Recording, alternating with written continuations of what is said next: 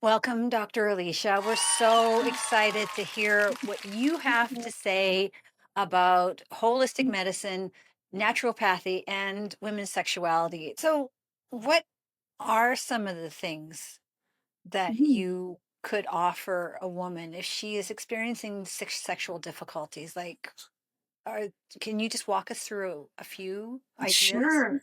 So, I mean, there's a few things with sexual difficulties because that's a range. So, there's obviously like low libido, and then there's painful sex, and then there's um, just issues of desire and connection, things like that. Anxiety, stress around sexual matters, things like that. But I would say a common thing that I see in women, especially perimenopause and menopause, is that change in libido or that sudden drop.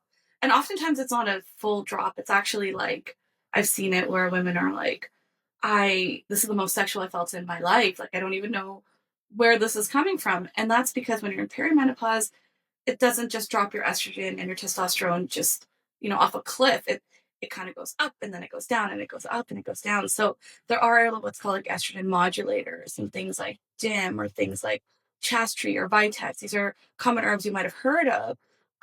So things like that can be really helpful. But I even go backwards to like a lot of drops in libido, whether that's menopause or perimenopause or at any age. And it sounds like such a simple answer, but it's dealing with their cortisol levels or their stress levels because when you're in like a sympathetic nervous system is always firing and you're always releasing high amounts of cortisol, that's not putting you in what's called like a parasympathetic tone.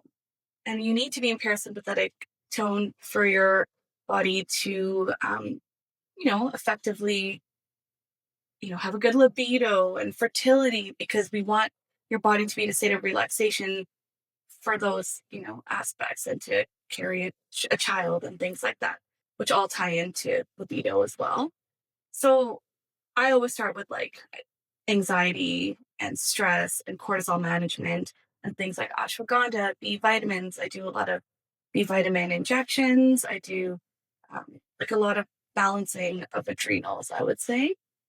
And then you can get into things like inflammation and inflammatory issues. So not just with like pelvic inflammatory disease, but just overall inflammation can change the way our hormones are produced and released. So I'll kind of look at their diet and their lifestyle and just how they're living and their toxic load and things like that, and kind of say, what can we do to just bring your body back to that balance, right? Find out this and so much more by subscribing to my Pursuit of Pleasure podcast. And please check out my free award winning workbook and masterclass. Links will be in the description.